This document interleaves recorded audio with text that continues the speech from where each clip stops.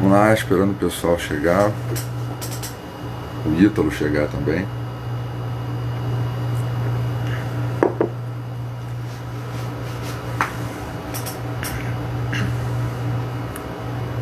Boa noite, pessoal. Tudo bem?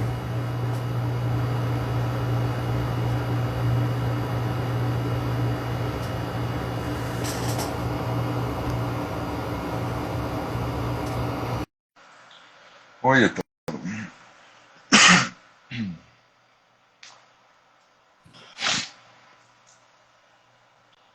Boa noite, Ítalo. Boa noite, Kleber. E aí, como é que tá? Alô? Tudo jóia? Tá meio uma conexão aqui para mim. Vê aí se a conexão tá boa. Tá bom? Opa, tudo jóia. A minha conexão tá ruim assim? Não, acho que daqui a pouco ela estabiliza. E aí, meu procurador, como está? Como é que tá o clima aí? E aqui tá ótimo, tá tranquilo. Sofrendo aqui todas as Tá bom. imposições dessas maluquices de quarentenas de cidade inteira, das coisas que a gente não faz a menor ideia de onde que tiraram isso, como a gente já conversou. Mas a Claro, gente vai seguindo, né? tá E aí, a certo. cada dia, aparece um negócio novo e eu tenho que parar, olhar, sentar. Né? Esse fim de semana aí eu me debrucei nas 250 páginas da tese do Moro. Aí Exato. eu, Eu li uma, eu li uma eu parte da li, tese do Moro separei, também, né? é, Claro, né? li, li também a tese dele lá que ele fez um ano antes, que ele elogia a Corte Warren como corte exemplar, né? A corte que legalizou o aborto nos Estados Unidos e tantas outras coisas, e elogia Claro. justamente por isso. E não param de acontecer coisas, né? O tempo todo alguém me fala, olha só, o que aconteceu agora, proibiram missa, mesmo sendo atividade essencial. Olha, tá todo mundo, todas as atividades essenciais não estão respeitando atividades essenciais, não estão respeitando nada, não estão respeitando o Código Penal, a Constituição, nada. Claro. E eu acho interessante aqui, Kleber, para o pessoal que não conhece, né? Então, Kleber, procurador da República, é um estudioso sobre vários assuntos, artigos publicados, muito interessante, muito técnico, né? Que eu acho que é uma coisa que a gente precisa nesse momento, mais do que só as opiniões, mais do que só as opiniões, uma coisa que é muito importante para todo mundo que está assistindo a gente nesse momento, que algumas pessoas são técnicas, fazer uma análise técnica, e é na live de hoje. Reconectando aqui. Inclusive, o título da live é exatamente essa, né? Uma análise da orientação jurídica ideológica. Por quê? Para que não reste dúvida de que lado, né? De que lado, ou quem é o ministro Moro, né? O Oi, ex-ministro voltei Moro. aqui. Então, voltou? Estava aqui falando, Kleber, exatamente do título da nossa live, que é uma live que se pretende bastante técnica, no sentido da gente conseguir fazer uma análise ideológico-jurídica do Moro, né? Porque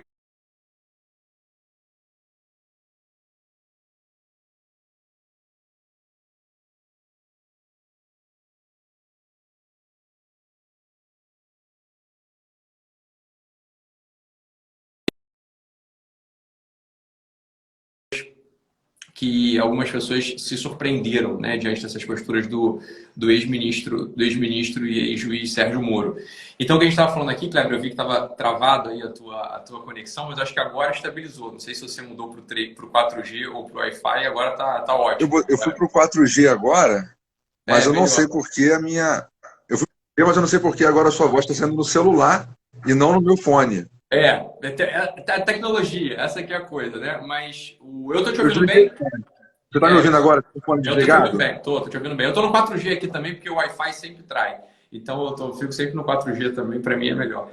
É, deixa eu perguntar só ao pessoal, vocês estão ouvindo bem? Vocês estão ouvindo? Ouvindo bem a gente agora? Acho que agora tá melhor, né? Voltou. Pronto, o pessoal falou que voltou. Então, o que eu estava falando aqui, Kleber, era o seguinte, né? Nosso procurador da República, Kleber, analisou bastante, de modo bastante detido e técnico e teórico, o posicionamento ideológico e jurídico do ex-ministro Sérgio Moro, porque nesse momento de confusão, que muitas pessoas que não acompanham o debate foram pegas de surpresa, né? Muitas pessoas, de um dia para a noite, viram uma figura que é uma figura claro, emblemática, né, da Lava Jato, uma figura emblemática contra o PT, que mais da metade do país se levantou contra isso, né, e não seria exagero dizer que o país inteiro, né, ninguém é a favor da corrupção, todo mundo se escandalizou quando veio à tona os trilhões desviados, os trilhões das propinas, enfim, todo o assunto da Lava Jato. E claro que o ministro Sérgio Moro, ele era uma figura central, emblemática em toda essa luta. E do dia para a noite, o Brasil, algumas pessoas acordaram de luto, né? De luto porque desconheciam algo que já vem sendo cantado pelo menos lá desde 2002, se eu não me engano, que foi a data da publicação de uma tese deles, 250 páginas. O Dr. Kleber a leu e examinou inteira. Eu não tive a pachorra de lê-la inteira, li boa parte dela, mas não inteira. Não li a tese do Moro inteira, mas alguns pontos, algumas passagens ali, né, Kleber, elas não deixam dúvidas para a gente do que o Moro entende, por exemplo, como tem uma expressão que aparece recorrentemente na tese dele. Gostaria que você, se pudesse falar um pouco para a gente, né, da tua visão sobre isso. O que o ex-ministro, ex-juiz e talvez agora pretendente à cadeira máxima da República em 2022, o que ele entende como liberdade democrática? Né? Liberdade democrática é uma palavra, é uma expressão que aparece na tese dele. Né? Assim, ó, ele vai jogando essa expressão na tese dele e a gente vai... Uma pessoa que faça uma leitura um pouco desatenta, desconectada, mas mencionou, que bom, pô, quem não quer liberdade democrática? O que o ex-juiz Sérgio Moro entende por liberdade democrática, Kleber? Ele a todo momento ele diz que é papel da justiça, da jurisdição constitucional, ou seja, do STF principalmente, fazer um aprofundamento da democracia. O que é aprofundar a democracia? É impor aquelas coisas que não passam no Congresso. Entendeu? É tentar extrair diretamente da Constituição de modo implícito, ou seja, argumentando, até conseguir alcançar o resultado que ele quer, sem nenhum limite. Então, democracia para eles é isso, é o judiciário poder intervir na política do país sem nenhum limite. Ele usa muito uma tal de reserva de consistência. Isso que o pessoal do direito talvez já tenha ouvido falar. Mas quando você vai procurar saber o que é essa reserva de consistência que o juiz tem que obedecer, na verdade é a própria capacidade argumentativa dele. Se ele for capaz de argumentar naquele sentido, ainda que ele converse apenas os seus pares, pronto. Ele pode decidir isso aí que é a tal da reserva de consistência. Mas você vê também que o trabalho dele é reflexo dele. Né? Ele tenta passar essa ideia de contido no trabalho inteiro. O tempo todo ele fala assim, não, porque o judiciário está em segundo plano numa democracia. Ele tem que se autoconter. Estou pedindo para botar o fone aí, né? Ele não, tá bom, Kleber, tá bom, sem fone. O pessoal fala porque o pessoal gosta de dar palpite. Tá ótimo sem fone. Ele tem que se autoconter, Aí, na página seguinte, não tem limites, porque até questões de direito internacional... Eu vou dar um exemplo assim, ele não trata de exemplo, mas, por exemplo, se o Brasil saísse de um tratado aí da ONU ou da OMS, porque ele achou que o tratado está afetando a soberania brasileira, ele acharia que, dependendo da situação, daria para você extrair da Constituição que não. Fere de dignidade da pessoa humana, fere a liberdade de expressão, fere alguma coisa, porque não existe limites para o judiciário intervir de acordo com as teses do Moro. Não tem.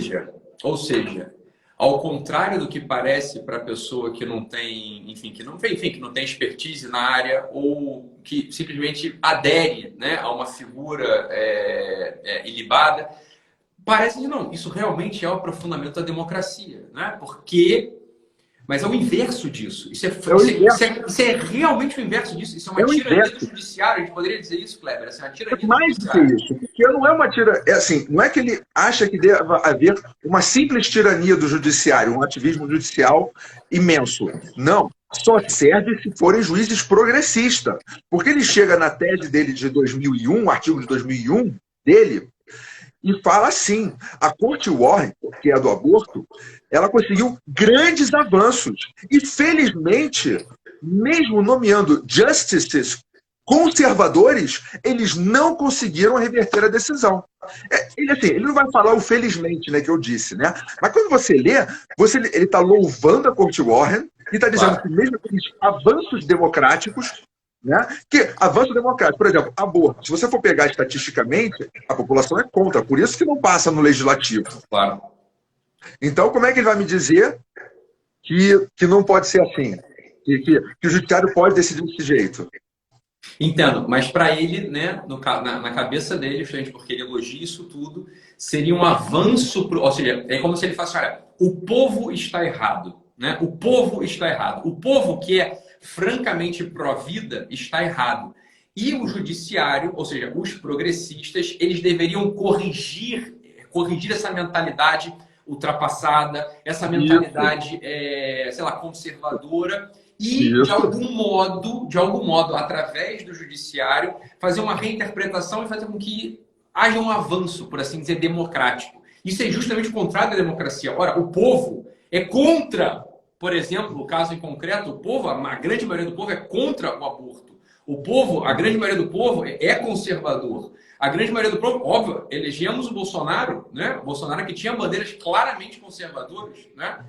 E na cabeça, da mentalidade dele, pelo que fica muito claro na tese dele, né? Na tese dele, ele entende o seguinte, não, os juízes iluminados, aqueles progressistas, deveriam corrigir de algum modo essas deficiências do povo. Ora, esse é o sujeito que a gente quer que, de algum modo, esteja lá no STF, ou pior, vire presidente de 2022, um sujeito que vai ser eleito democraticamente e a primeira medida dele vai ser ferir a democracia. Não é isso que indica?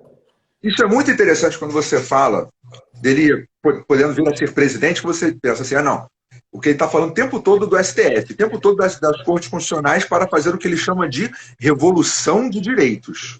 Sim. Ele diz que cabe ao judiciário, principalmente, né, ao judiciário fazer a revolução de direitos. Mas tem um parágrafozinho lá no meio das 250 páginas em que ele diz que não precisa ser o judiciário. Podemos fazer isso através do Ministério da Justiça. Isso eu lembro. Eu lembro claramente disso. Da Secretaria Federal dos Direitos Humanos, que era um órgão que existia lá em 2002. Exatamente. Exato. Você pode promover a agenda progressista. Claro. Né? Tanto de igualdade de gênero, aborto. Né? Ele não chega a falar, na época de 2002 já não estava na moda a questão da igualdade de gênero. Ele fala, por exemplo, ele chega a mencionar lá, dentre as várias questões importantes, união homossexual, né, dentro da Constituição. Né? Então, se você pega uma pessoa dessas, né, que foi um grande juiz, eu vou até comentar a questão dele como juiz, né? Afinal de contas, eu já era procurador da República quando ele ainda estava na Lava Jato, né? Ainda estava como juiz federal. Né? Mas você coloca esta pessoa como presidente da República, quem que ele vai colocar como ministro da Justiça? Claro. Uma ministra, Ilona Zabor. Ilona Zabor. Ele vai colocar alguém no Ministério da Justiça que promova todas essas pautas, não vou dizer antidemocráticas, mas contra a vontade da maioria da população brasileira e sem abrigo expresso na Constituição. Né? Porque isso também é outro detalhe dele. Né? Isso aí teria que fazer uma outra live só explicando cada coisinha relativa a tudo que ele apoiou ou que ele deixou de olhar quando ele era ministro da Justiça.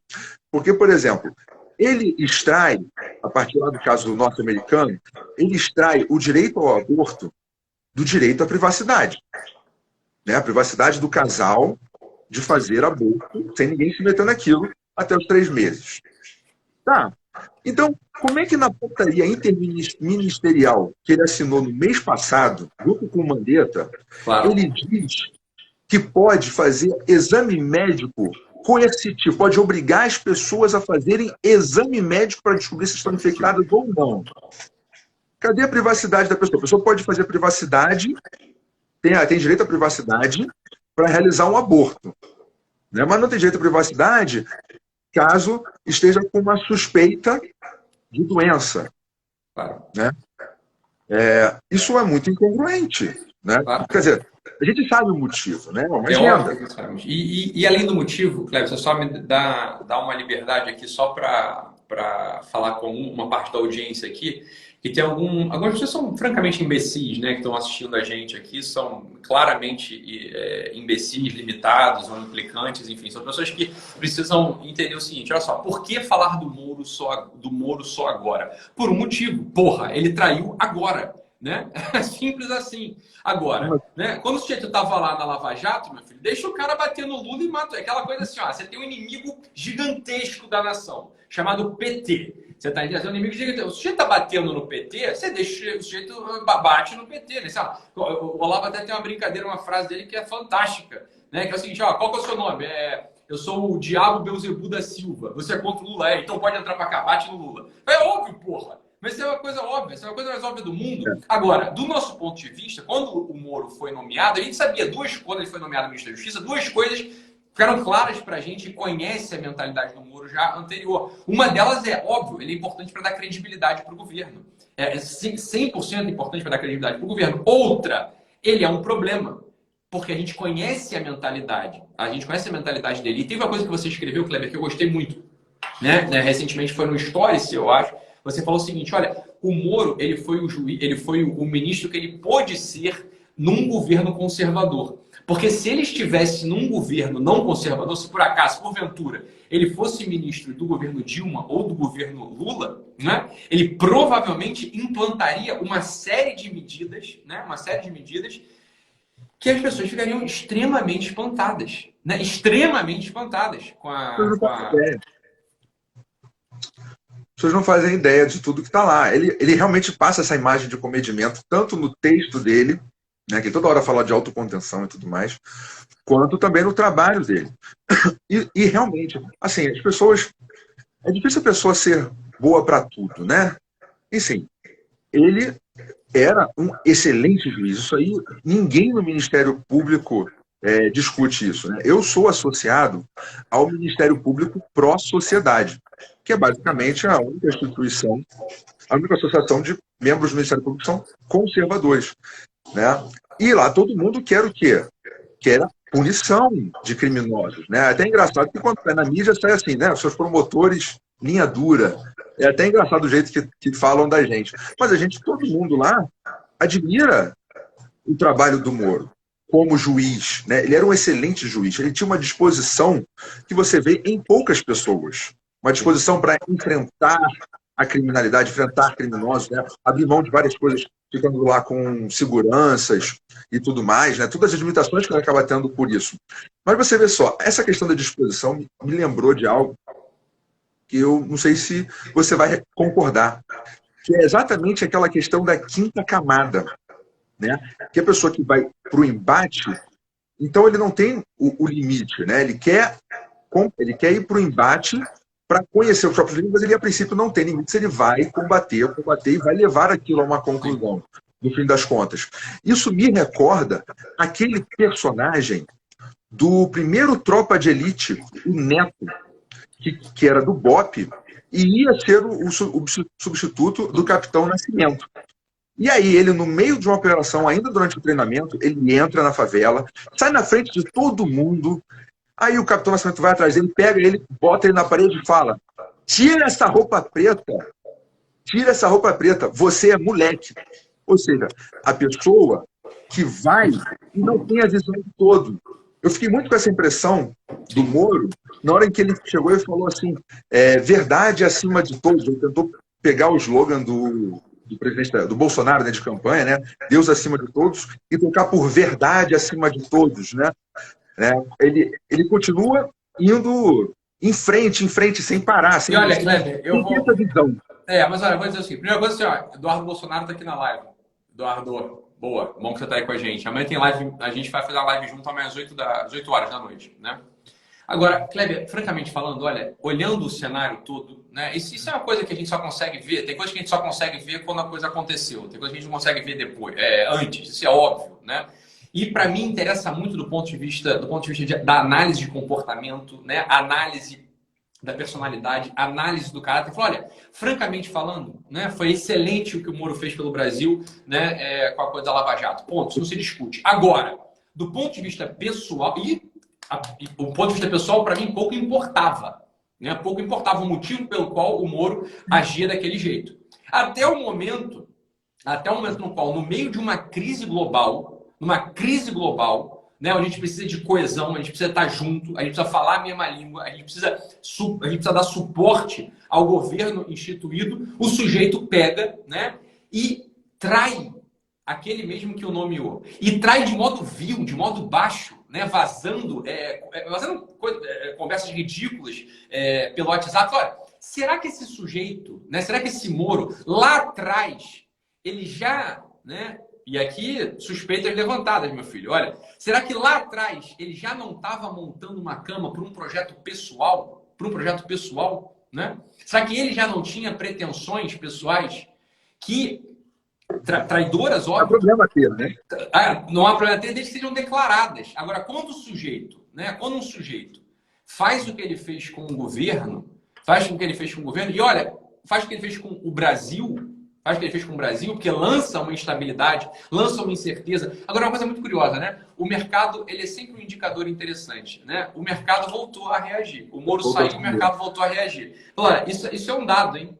O mercado é sempre um dado assim de realidade.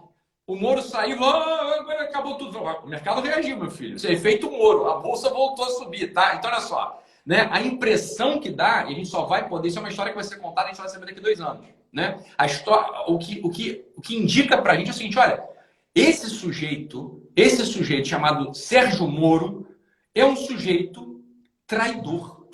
É um sujeito traidor. Porque fez a nação inteira acreditar na probidade dele, para na primeira ocasião, no meio de uma crise, o sujeito pegar e dar uma facada no Brasil. Ele dá uma facada no Brasil. Foi isso que esse sujeito fez.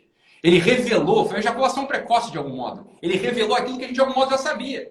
Falou, é claro que a gente sabe que o Moro é progressista. É claro que a gente sabe que o Moro é desarmamentista. É claro que a gente sabe que o Moro é pró-aborto. É claro que a gente sabe que o Moro ele tem uma certa ligação com o PSDB. É claro que a gente sabe disso tudo. Agora, revelar isso tudo de modo vil, como ele fez, atacando, e é aquela coisa do passivo-agressivo, né, Kleber? Assim, ele tem aquela característica passiva-agressiva. Fala com medida, né? Sempre muito senhor da sua própria voz.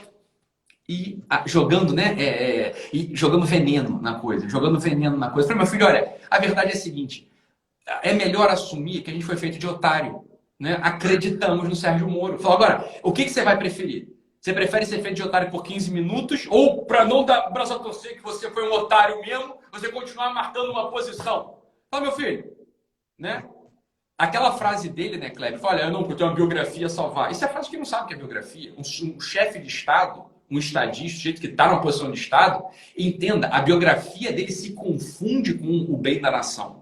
A biografia, quando o sujeito põe os seus interesses pessoais acima da missão de estadista, esse sujeito está abaixo. É um sujeito que ele tem que ser frentista de posto. Ele tem que ser um juizinho de primeira instância mesmo. Você está entendendo? Ele não está vivendo perante a história, basicamente. Obviamente. E esse decreto, Kleber, esse decreto escrito a 2 mãos, não sei a quantas mãos foi, né? Esse decreto escrito a 2 mãos com ele e o Mandetta. Foi um indício já mais claro, porque ele pega e chancela, basicamente, todas as ilegalidades que estão acontecendo nos estados e municípios. Ele coloca lá que realmente é caso de prisão mesmo, é crime, que pode fazer isolamento, quarentena e exames à força, né? O que, assim, obviamente, ele está fazendo, assim, ele está emprestando a força política e a imagem dele para os estados e municípios. Porque, no fim das contas, cada decreto de estado e de município tem que ser analisado individualmente perante a lei e a Constituição. Então não adianta ele baixar uma portaria dizendo que não, é isso mesmo. Não, tem que olhar um por um. Então não adianta ele falar que pode, e aí a gente vê decretos municipais, principalmente, dizendo que a igreja não pode ter missa. Os templos religiosos devem ficar fechados. Como assim? TRF já virou e disse que podia inserir atividade religiosa como atividade essencial. O STF já disse que Bolsonaro, presidente da República, tinha sim atribuição para baixar esse decreto regulamentando a lei Como é que vem um prefeito e vai e proíbe atividades religiosas? Ou então, tentando inovar nas liturgias. Ah, não, só pode agora a missa deste jeito. Só pode entregar a Eucaristia dentro de saquinho, né? Parece que a gente está numa ditadura comunista, né? Você só pode fazer... Deixa eu te fazer uma pergunta nesse momento, Kleber. Você como operador do direito, qual que é a força de uma portaria interministerial? O pessoal não sabe, uma portaria foi publicada no dia 16 ou 17 de março, se eu não me engano, uma portaria escrita às duas mãos, era interministerial, que é uma portaria escrita pelo ministro da Justiça e pelo, então, ministro da Saúde, Mandetta, no qual ali tem uma série de recomendações. Aí que eu quero entender. Uma série de recomendações, normas. Qual que é o poder vinculante de uma portaria interministerial? Vinculante, ele é nenhum. Ele apenas supre um dos requisitos da Lei 3.979, que é a que trata do isolamento, quarentena e tudo mais. Ela supre um dos requisitos para que estados e municípios possam impor isolamento, quarentena, restrição de transportes e tudo mais, porque tem vários requisitos. E assim, eu diria que o principal desses requisitos é justamente a própria letra da lei, do que é isolamento e do que é quarentena. E está claro na Lei 3.979, 20 de janeiro, se eu não me engano, está claro lá o que é isolamento e quarentena. Está claro. E a cópia do Regulamento Sanitário Internacional da OMS. Então, quem vira e fala, considerando aqui a OMS, o que a OMS falou, a recomendação da OMS, é mentira. Porque não está seguindo o que a OMS recomendou. E mesmo assim, quando está seguindo, é uma recomendação, não é vinculante. Assim como a portaria, ela também não está vinculando a adotar aquelas medidas. Tá. Agora, a coisa que ficou muito para mim, foi muito clara, Kleber, tá? E aí, olhando o cenário como um todo e olhando a personalidade do Moro e talvez do Mandetta também, né? Do Mandetta é um político de carreira, né? E o Moro, né? Enfim, não parecia ser um político, não parecia ter pretensões políticas, né? Uma certa ingenuidade e amparado também por uma fala dele. A gente tende a acreditar num juiz, é o que a gente tende a fazer, não é verdade? Agora, quando ele escreve essa portaria, e essa portaria ela vem a público, o que para mim foi muito claro foi, né, uma tentativa muito clara de enfraquecer o governo federal. Uma tentativa muito clara de fazer uma ruptura, romper, gerar um caos verdadeiro. Porque o texto dessa portaria interministerial, como você falou, ele é absolutamente dúbio e parece até contrário ao que está na lei 3.979. Olha, ele deixa ali muito... Como é que você vai fazer uma coerção à força? Como é que você vai entrar na casa de uma pessoa, né, de modo coercitivo, à força e obrigá-la a fazer um teste? Olha, na lei, isolamento e quarentena diz respeito a pessoas que estão doentes ou com uma suspeita de estar doente. Né? Como é que a portaria interministerial agora, ela por exemplo, esses casos gravíssimos que aconteceram recentemente, né, da Polícia Militar aqui do Rio de Janeiro, prendendo aqueles atletas de nado, a família, prendendo 4 pessoas, prendendo uma família que estava na praia, não tinha aglomeração, ninguém estava doente, eles estavam nadando no mar, né? É bom usar o pleonasmo, estavam nadando no mar, vocês estão entendendo? Não tinha ninguém, não tinha aglomeração, e eles foram aglomerados e jogando. Como é que coisa é essa? Como é que coisa é essa, Kleber? Tem um plus aí que deixa ainda mais feia a situação. Sim. Que é o seguinte, você falou a questão da praia. Praia é bem público da União. Então, ele poderia ter virado lá atrás e dito, olha só, vocês não podem proibir as pessoas de irem à praia, porque praia é bem público da União. Vocês não podem fechar rodovias federais com guarda municipal. Porque é da União. Porque a rodovia federal é da União. Vocês estão fechando Dutra, estão fechando BR-101, colocando guarda municipal na entrada de cidade, ainda na rodovia federal. Isso aí não pode. Vocês estão invadindo a competência minha, dele. Mas ele não fez nada. Porque ele estava medindo, ele estava testando, ele ficou o tempo todo como ministro da Justiça testando. Assim que saiu a portaria, questão de armamentos, ele tentou limitar apenas a 2 armas. né? Depois colocou lá a Ilona naquele conselho. Ele foi testando, foi forçando, fez essa portaria. Só que essa portaria aí, realmente, ela já foi um chute no balde, né? Para quem estava acompanhando mesmo já em cima, viu, assim, já estranhou, né? Que o Mandetta já estava sendo, já estava indo contra a política pública da União. Aí vem o Moro e chancela aquilo, porque na verdade aquilo ali tem mais um efeito de chancelar, né? De emprestar a imagem dele, do que um efeito prático concreto, né? E aí fica muito claro que não ia dar certo. Que ele estava tentando ser demais o ministro da Justiça, que ele descreve lá na obra dele, lá na tese dele, né? Que no fim das contas é aquele que acaba intervindo em tudo. E muitas coisas que ele poderia ter se manifestado, como ministro da Justiça, ele não se manifestou, né? Por exemplo, a gente pode até falar que uma das coisas que ele alegou quando ele falou em público que ia se exonerar, que ia sair do cargo de ministro da Justiça. E depois apresentou os prints lá para o Fantástico. Uma das coisas que ele trata é a questão do inquérito das fake news no Supremo. Aquele inquérito, eu já fiz vídeo, eu já escrevi artigo, não sei se cheguei aonde eu cheguei a publicar isso. Várias pessoas já escreveram que aquele inquérito é flagrantemente ilegal e inconstitucional. Então, como é que ele não faz nada? Ele deixa a Polícia Federal cumprir ordens manifestamente ilegais e inconstitucionais e não considera isso interferência. Deixa escolherem delegados a dedo para cumprir essas ordens. Não considera isso interferência. Mas se o presidente da República, que tem a prerrogativa de escolher tanto o ministro da Justiça quanto o diretor-geral da Polícia Federal por serem cargos de confiança, os quais ele pode contratar e demitir sem motivo, aquela história de eu preciso de um motivo para demitir o diretor-geral. Não precisa de motivo. É absolutamente discricionário. Ele coloca o seguinte, você coloca justamente, vai colocar um amigo como diretor-geral da Polícia Federal? O Bolsonaro quer fazer isso? Vai botar quem? Um inimigo? E essa é uma outra coisa que o pessoal acha esquisito.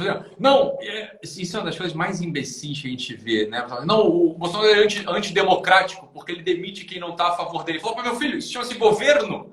Antidemocrático é uma outra coisa. O que o PT fazia era querer acabar com a oposição, né? Dentro do governo, o governo tem que ser coeso. Mas é óbvio que tem. Isso é coisa estúpida que as pessoas falam, né? E aqui, Kleber, tem a pergunta, essa para mim, hoje, é a pergunta fundamental que a gente tem esquecido de fazer. Né? Que algumas pessoas têm esquecido de fazer. Que tem tudo a ver com isso que a gente está falando. E olha, vamos além, né? Vamos dar um passo a mais de ousadia, talvez, aqui. Né? De ousadia aqui. Olha, quem mandou matar o Bolsonaro? Essa é a pergunta. Essa é a pergunta-chave da história. Olha, um ministro da Justiça e uma PF, né? O diretor-geral da PF, nomeado pelo ministro da Justiça. Meu filho, quem mandou matar o Bolsonaro? Essa aqui, ó, presta atenção, essa é a investigação mais importante do presente momento. Quem mandou matar o presidente da República? Por vários motivos. Um, que é uma vida humana. Beleza, vai ter um monte de vida humana aí que também o pessoal tá mandando. Mas segundo, o Bolsonaro não é...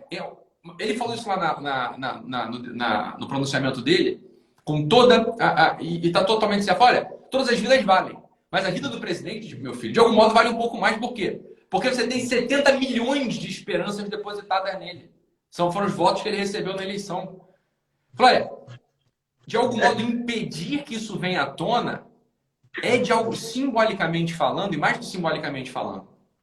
Isso é um assunto contra a democracia. Olha, você tem uma questão institucional. O Moro pede demissão, derruba a bolsa, o dólar sobe. Então você vê a importância de uma declaração do Moro. Imagina a importância para o Brasil como um todo de se tentar matar o principal candidato de presidente da República. Não é à toa que estava na Polícia Federal. Não é à toa.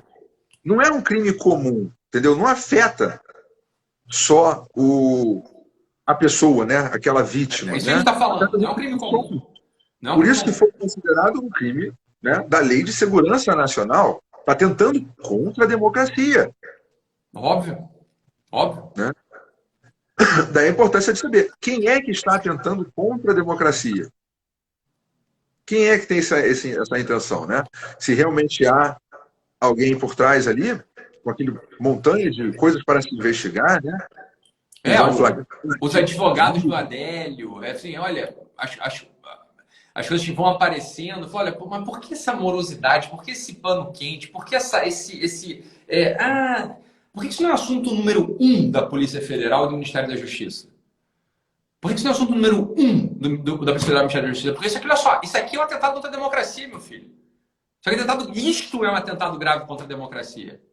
Quem mandou matar o Bolsonaro? Quem mandou matar o Bolsonaro? Né? Olha, eu entendo perfeitamente o presidente com um desconforto grande com o diretor nomeado pelo Moro. Olha, se isso aqui não é o top one, esse aqui é o problema número 1 do Brasil. Entenda, não é porque é o Bolsonaro, é porque o Bolsonaro é o único candidato, é a única pessoa que congrega em si o símbolo do conservadorismo. E foi eleito. E foi eleito democraticamente. Eu vou até fazer uma parte aqui, porque alguém comentou, e eu já ouvi isso, o pessoal relativista pós-moderno, falando que todas as investigações têm que ser iguais, não deve ter prioridade.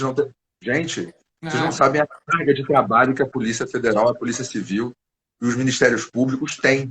Você tem que trabalhar com prioridade. Os que estão falando de, não, tem que investir, não pode ter priorização.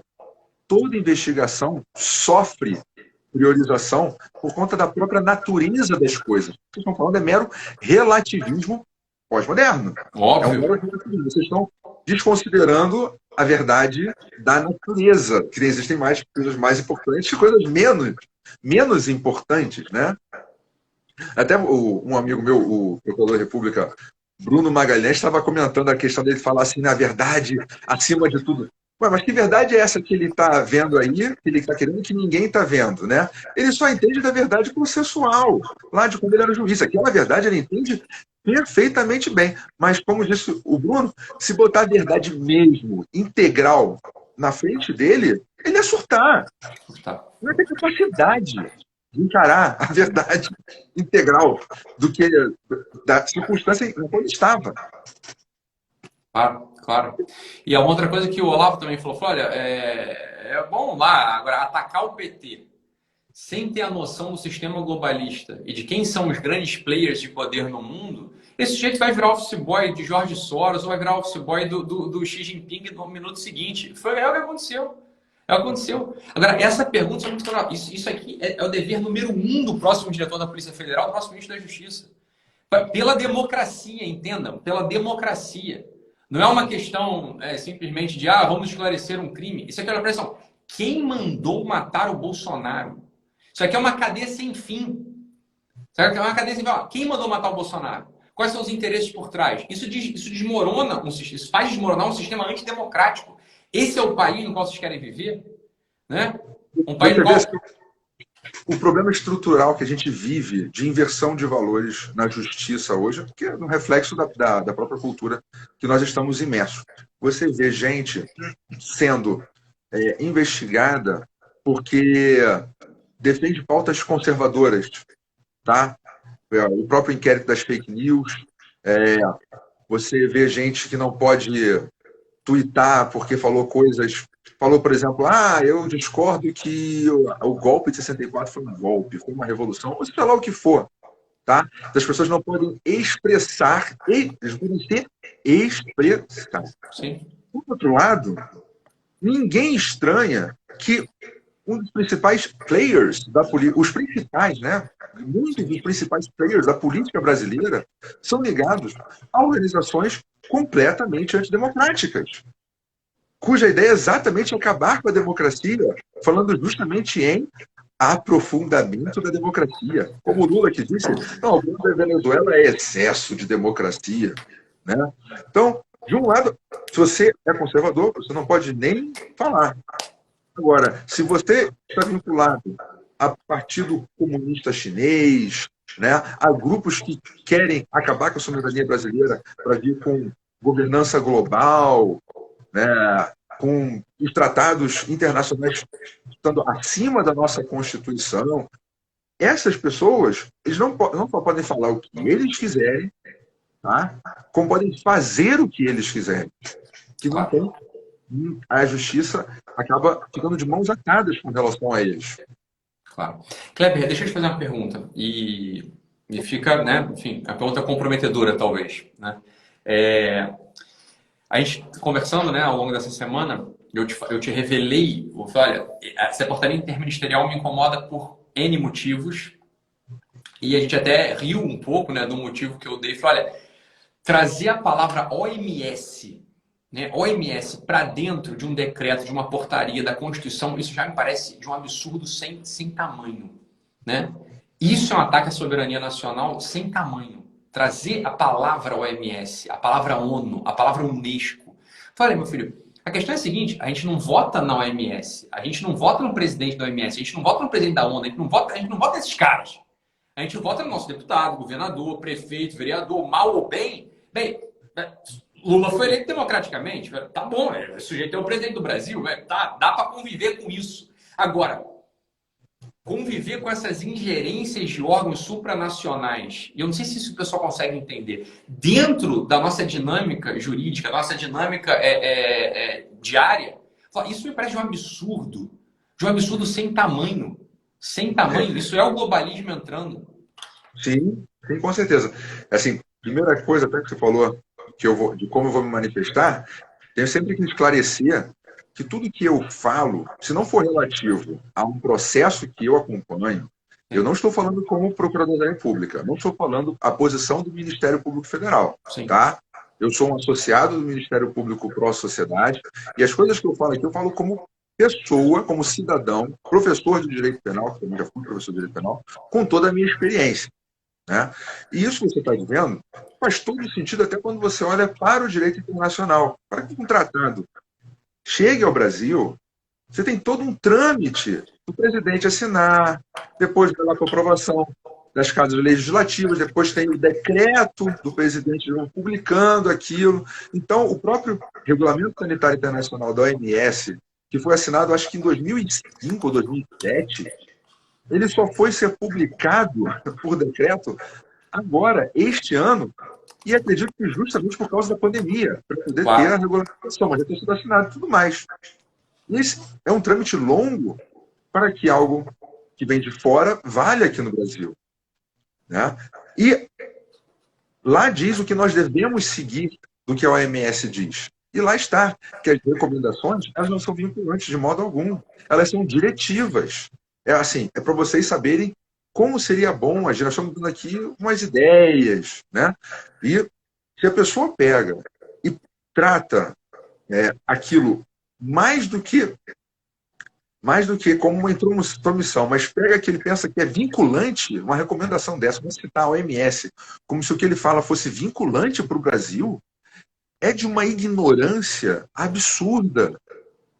Está abrindo mão, exatamente isso que você falou, está abrindo mão da soberania, da liberdade, e não é só da própria liberdade, não. Está abrindo mão da liberdade dos outros. Está impondo, aliás, o fim da liberdade dos outros. Então, segundo a OMS, por que está citando a OMS? Não precisaria citar a OMS. No fim das contas, a única limitação que está lá na Lei 3.979 relativa ao OMS é que as medidas não podem ultrapassar o tempo que a OMS definir como emergência, como de pandemia. Porque se a OMS falou assim, olha, não tem mais pandemia, não precisamos se preocupar, então por que nós vamos nos preocupar? Faz todo sentido. Tirando isso, em nenhum momento a lei diz, ou o Regulamento Sanitário Internacional diz, que devemos levar em consideração para as nossas decisões a recomendação de modo vinculante. Ou que precisa ter recomendação para fazer alguma coisa. Não. As exigências da lei são de documentos internos, portarias, né, recomendações do Ministério da Saúde, da Anvisa, dos órgãos sanitários. Esses tem que ter. Por que abrimos mão deles, que são os requisitos legais, para fazermos decretos ilegais, dizendo que a recomendação da ONU é vinculante? Claro. É muito medo. É histeria, misturado com ignorância, para ser bonzinho, né? Ou e que aqui, com analista de comportamento, e quem está por dentro já, não de hoje, né? Olha, é justamente uma das forças de poder entrando nos estados, que é o globalismo. É o globalismo entrando nos estados. Olha, a histeria, ela dá margem para que essas coisas entrem e ninguém questione. A gente vê a classe média, o homem, a mulher da classe média, os ricos, né? O pessoal que não está por dentro da discussão global, olhando para isso e falando, não, mas a OMS ela é boazinha, a OMS ela tem boas recomendações, é bom a gente seguir a OMS. Então, meu filho, você não tem ideia do que você está falando. Em primeiro lugar, a OMS errou todas as previsões sobre o assunto do Covid. Errou todas as previsões. Então, tecnicamente falando, já é difícil da gente levar lá a sério. Esse já é o primeiro ponto. Segundo lugar, quais são os interesses da OMS? Elas são os mesmos interesses do presidente eleito democraticamente pelos estados democráticos do Ocidente? Essa é a pergunta que tem que ser feita. Olha, se a OMS, a Unesco, elas têm uma visão contrária à maioria da população que elegeu democraticamente um presidente, as determinações dela não só não são vinculantes, como elas devem ser rejeitadas. Como o próprio Trump falou, eu não vou mais dar dinheiro para a OMS. Ele falou, cortou o financiamento da OMS. O dinheiro que a gente dava lá, a esmola que a gente dava para a OMS, acabou, cortou. Não tem mais esmola para a OMS.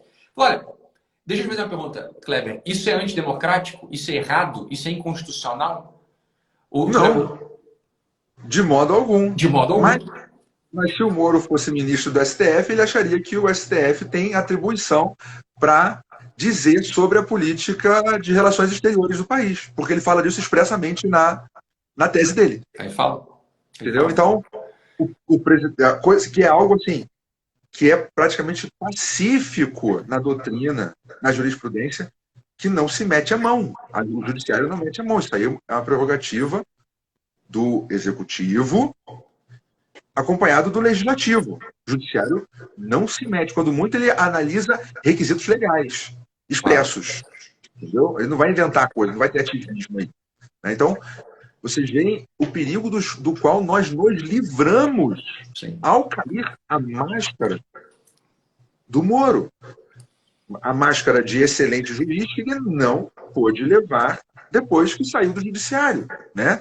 Tira essa roupa preta. Né? É a figura do tropa de elite, né? Você é moleque, né? Moleque.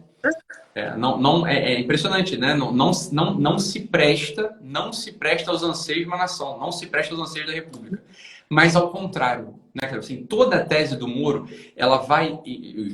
Se ele escreveu aquilo, provavelmente que está na cabeça dele. E mais, né? Hoje o ato dele, o comportamento dele, é o comportamento de um globalista. Ou seja, na cabeça do Moro, um Estado, uma nação que tem um chefe democraticamente eleito está abaixo de interesses de iluminados, progressistas, não eleitos, né?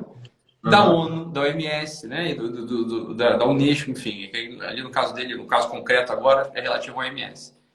E aí ele descobriu, né, no fim das contas, ele acabou descobrindo que no STF ele ainda teria que dividir o poder dele com outros 11. Outros 10, né? Exato. Muito melhor ser presidente da República, eu imagino. É a leitura que eu faço. Porque lá atrás ele já falou que, como ministro da Justiça, no Ministério da Justiça, já poderia fazer a revolução de direitos.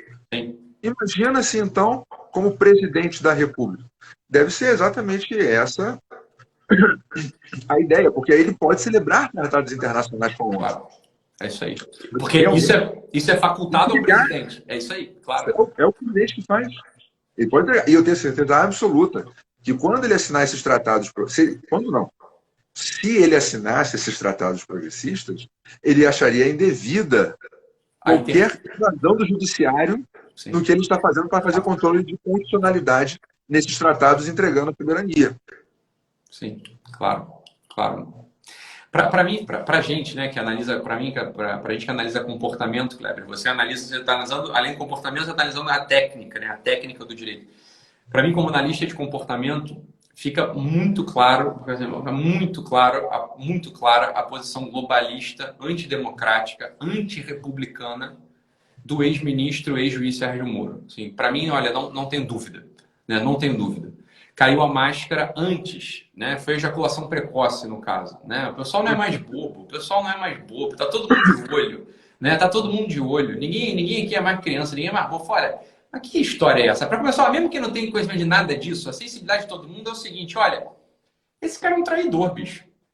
Agora, esse é o comportamento. Esse cara é um traidor, não é do presidente da República, é um traidor do país, porra. Você tá traindo o país. Ah, que bom, o Moro lá bateu na frente da Lava Jato dele. Agora também é o seguinte, olha, e o pessoal do PSDB, cadê na Lava Jato? Isso é outra pergunta. Isso é uma pergunta que a oposição levantava na época, mas olha, tá aí. Cadê o pessoal do PSDB na Lava Jato? Né?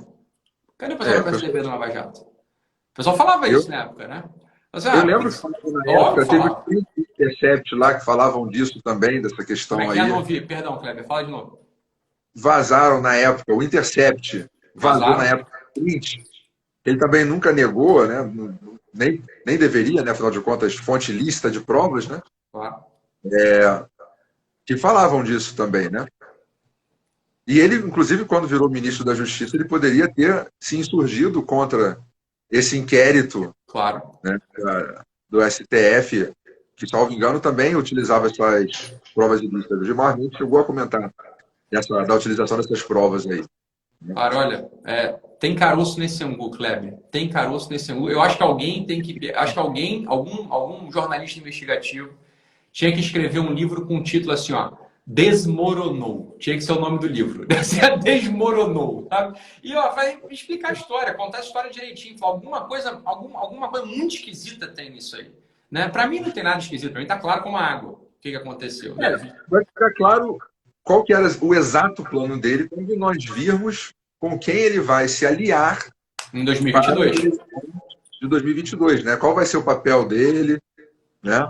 Se é que ele ainda vai ter cara, né, de aparecer nas eleições. Se é que a figura dele vai ser apoio, né? Ou se a figura dele vai ser uma figura assim, ou talvez ele seja degradado, né?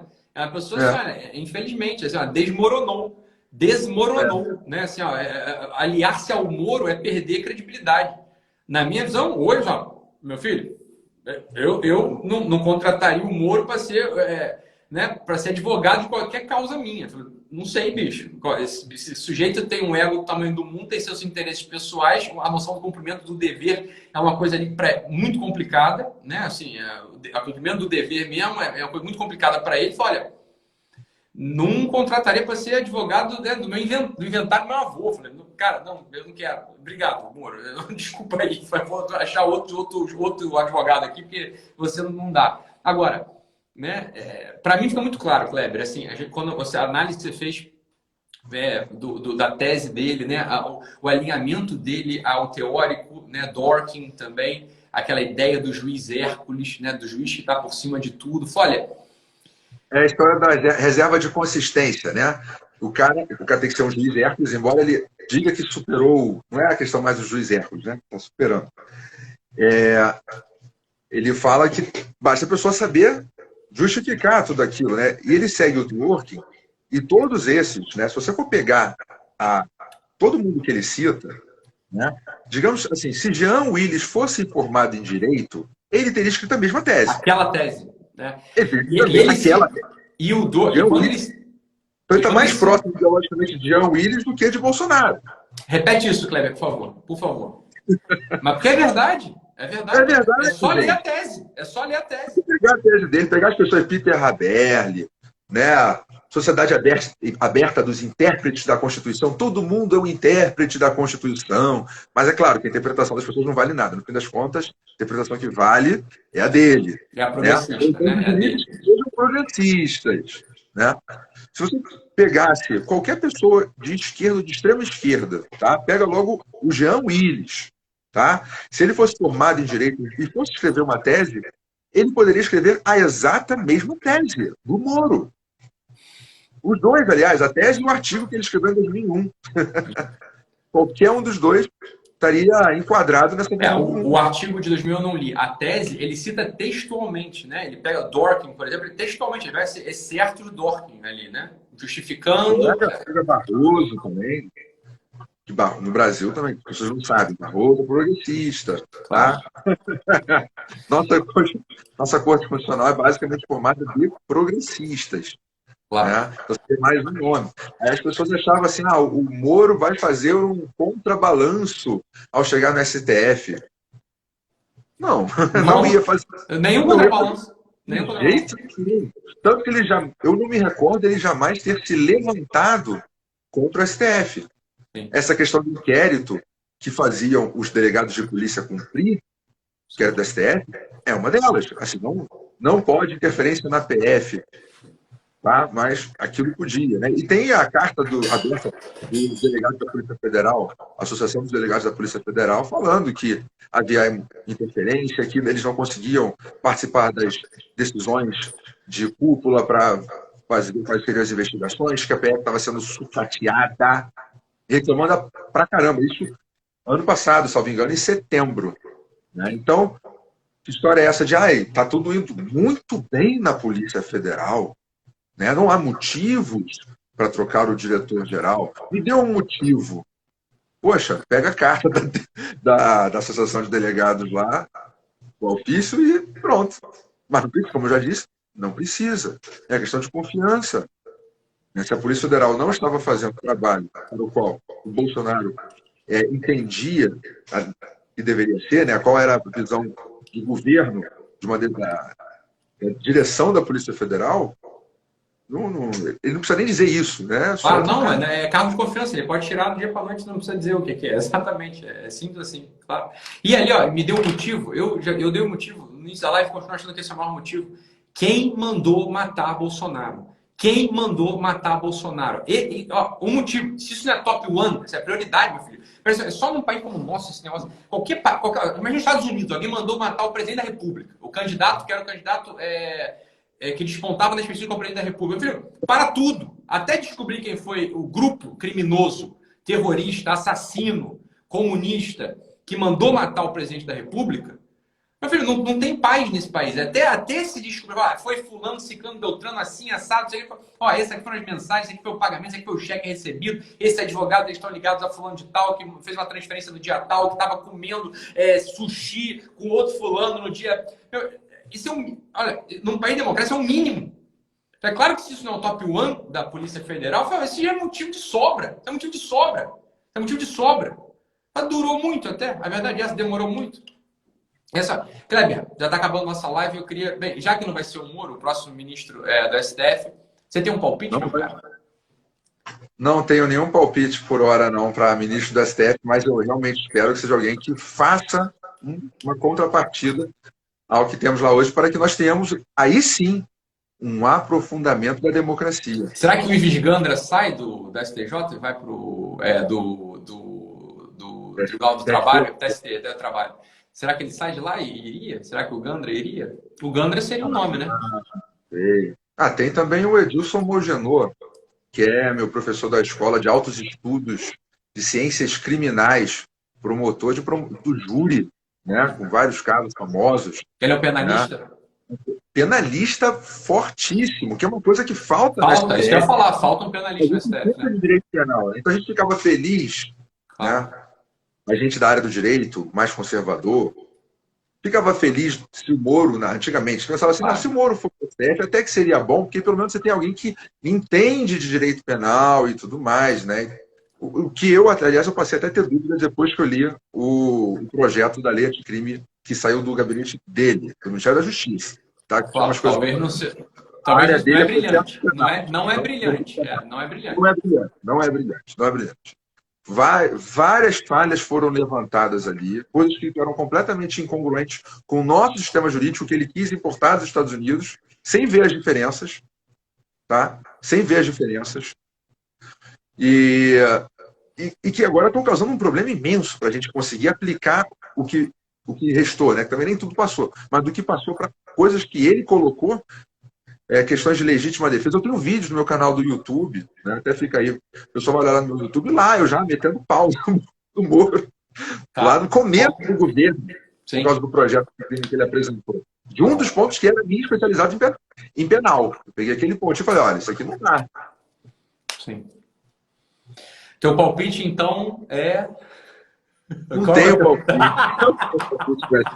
Tá bom, Cleber. Eu até falei, olha, o nome que eu conheço do Edilson Molgenor. Seria bom ter... E também a pessoa tem que querer ir, né? Eu falei o nome dele, mas... É claro, mas sei lá se ele quer. Não, A Mongenor... pessoa tem que querer ir. É o tipo da coisa assim, eu não quereria ir. E assim, eu não acho que eu tenho muito perfil de ser ministro do Supremo Tribunal Federal, né? Eu falo demais. Tá. Não, o Mongenor é Mas, um bom orador, penalista, olha, enfim,